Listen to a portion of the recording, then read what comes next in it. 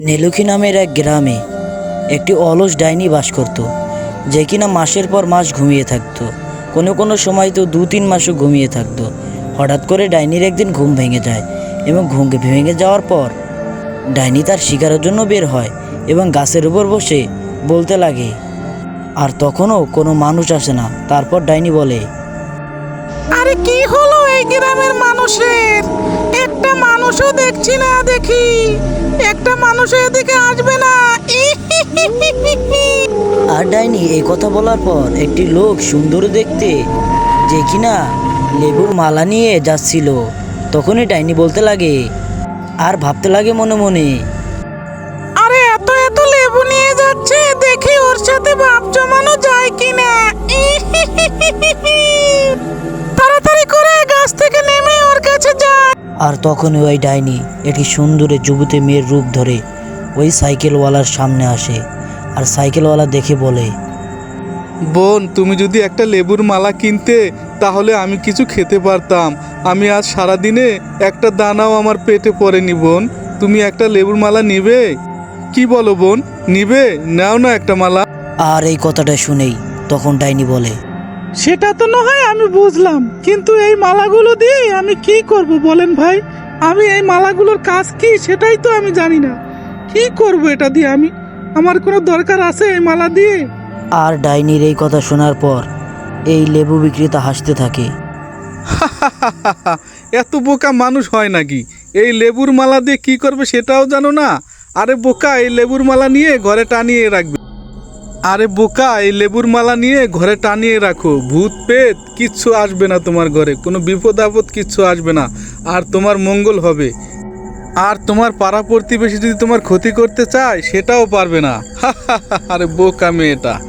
আর লেবুওয়ালার কথা শুনে ডাইনিটা বলতে লাগে, তাহলে তো আমি তোর সব মালা কিনে নেব, তোর সব মালা নিয়ে আমার ঘরে টানিয়ে রাখবো। কিন্তু তার আগে তো তোর সাথে আমার কিছু কথা আছে। কিন্তু এখন তুই রেডি হয়ে যা, এখন আমি তোকে আগে খেয়ে নেব। আর এটা দেখে লেবু বিক্রেতা অনেক ভয় পেয়ে যায় আর দৌড়াতে লাগে। আর ডাইনি আর পালানো দেখে ডাইনি আর সাইকেল নিয়ে গিয়ে ওকে ধরার জন্য রেডি হয়ে যায়। যাওয়ার আগে ডাইনির মনে অন্য একটা চিন্তা ভাবনা আসলো। আর তখন ডাইনি বলতে লাগলো, এই সাইকেলটা পেয়ে এখন তো আমার মাথায় নতুন করে বুদ্ধি চলে আসলো। এই লেবুগুলো বিক্রি করব আর নতুন নতুন মানুষ শিকার করব। আর ডাইনি এটা বলে হাসতে লাগে। আর তখনই রাস্তা দিয়ে 2টা লোক আসতে লাগে, রাহুল আর মনীষ।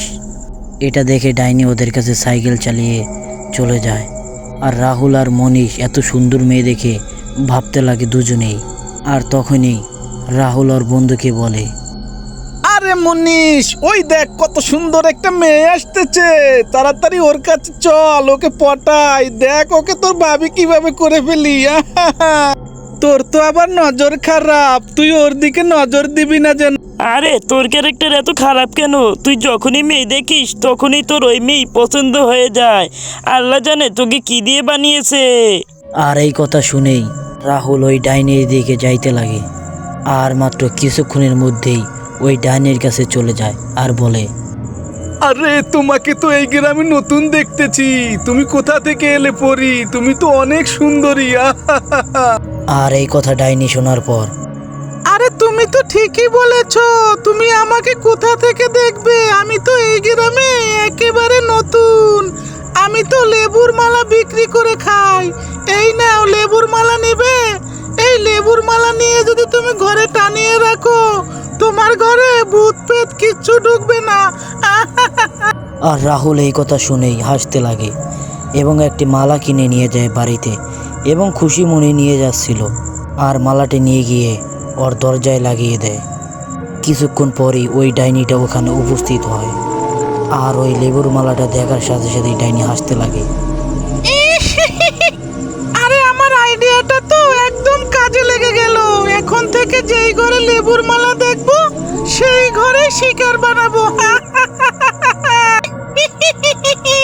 আর ডাইনি এই কথা বলেই ওই মেয়ের রূপ ধরে দরজা টোকাতে লাগে এবং দরজা অনেকক্ষণ টোকানোর পর রাহুল ঘুম থেকে উঠে যায়।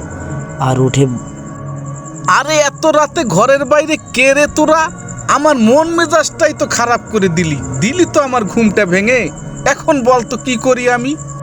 আর তোরা সকালে আসতে পারিস না কেন? রাত্রের বেলায় আসিস বল তোরা।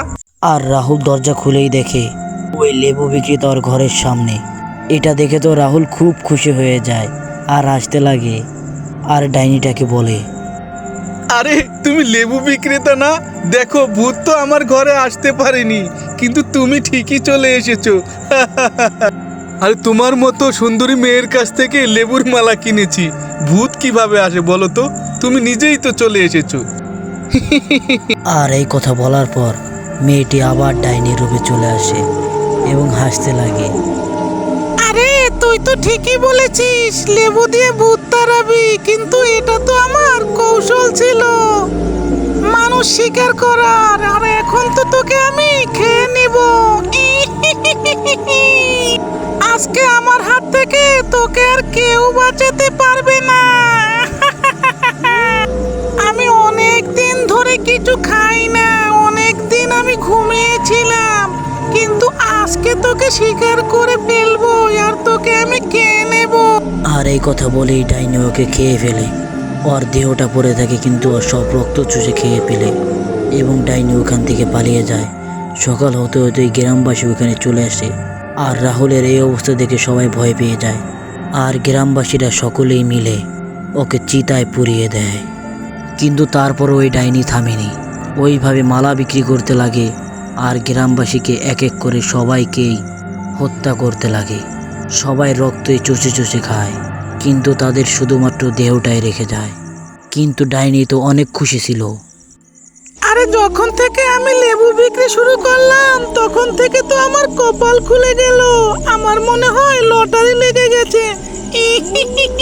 আমার রক্ত খাওয়া তো বন্ধই হচ্ছে না। আর আমি যদি এভাবে খেতে থাকি তাহলে তো আমার স্বাস্থ্য বেড়ে যাবে। আর এই বলে ডাইনি তো হাসতে লাগে আর অনেক খুশি ছিল।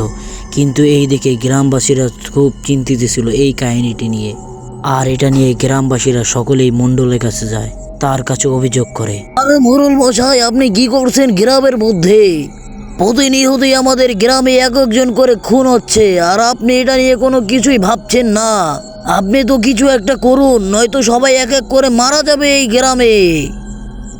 আরে বেটা, এটা তো আমরা কেউই জানি না যে রোজ রোজ কে এসে মানুষগুলো মেরে যাচ্ছে। আমরা যদি জানতাম তাহলে তো সেই অনুযায়ী একটা কাজ করতে পারতাম। জানোয়ারে মারছে না ভূত পেতনি মেরে যাচ্ছে, এটাই তো আমরা ভালো করে জানি না। তোরাই বল আমি এখন কি করব বাছা? আর এই কথা শোনা মাত্রই গ্রামবাসী সবাই মিলে সিদ্ধান্ত নেয় এই গ্রামে সব যুবকরা পাহারা দিবে। রাতে কোনো যুবক ঘুমাতে পারবে না। প্রতিদিনের মতোই লেবু কিনে নিয়ে লোকে বাসায় যাচ্ছিল আর ডাইনি তো খুব খুশি ছিল। আর ওই ছেলেটা লেবুর মালাটা নিয়ে দরজায় লাগিয়ে দেয়। আর এটা ওর বন্ধু শাকিল আর মুন্না দেখে ফেলে। শাকিল আর মুন্না দেখার পর এটার উপর ওরা নজরদারি করতে লাগে। একটু রাত হওয়ার পরেই ওই মেয়েটা ওই জায়গায় এসে দরজা টোকাতে লাগে। আর এটা তো শাকিল আর মুন্না দেখে অবাক হয়ে যায়, চোখ ড্যাব ড্যাব করে তাকিয়ে থাকে। আর ওই ডাইনিটা ওর রূপে এসে ওই লোকটাকে ওই রাতে ওখানে বসে খেয়ে ফেলে। এটা দেখে শাকিল আর মুন্না ওই জায়গায় ঘুমের ভান করে শুয়ে থাকে। আর সকাল হতেই ওকে মৃত্যুর দেহটা উদ্ধার করে। আর ওর মৃতদেহটা উদ্ধার করার পর সকল গ্রামবাসী ওই জায়গায় উপস্থিত হয়ে যায় আর ওদেরকে ঘুমাতে দেখে ওই জায়গায়। ওদের চোখে জল দিতেই ওরা ঘুম থেকে উঠে যায় আর ওরা সব কাহিনী গ্রামবাসীকে খুলে বলে। আর মোরল মশাই এই কথা শোনার পর সকল গ্রামবাসীকে নিয়ে পাহাড়ের চূড়ায় কালিয়া বাবার কাছে চলে যায় আর তাদের কথাগুলো তার কাছে বলে। কালিয়া বাবাকে সব কিছু খুলে বলার পর কালিয়া বাবাকে তার সাথে নিয়ে চলেন। আর কালিয়া বাবা প্রতিদিনের মতো একজনকে লেবু কিনতে বলে আর লেবুটা কিনে হলো মুন্না। আর মুন্না লেবু কিনে ঘরের দরজা লাগিয়ে দেয় আর ডাইনি তো চারপাশে ঘুরতে লাগে। ডাইনি দেখতে পেল যে লেবুর মালা তো টানানোই আছে। তখনই কালিয়া বাবা ওখানে চলে আসে। কালিয়া বাবা ওকে বলতে লাগে, আরে বল, তুই এই গ্রাম থেকে কি পেলে চলে যাবি? আমি এই গ্রাম থেকে চলে যেতে পারি এক এক শর্তে, তুই দর্শকদেরকে বল এই চ্যানেলটা সাবস্ক্রাইব করে দিতে, তাহলেই চলে যাব।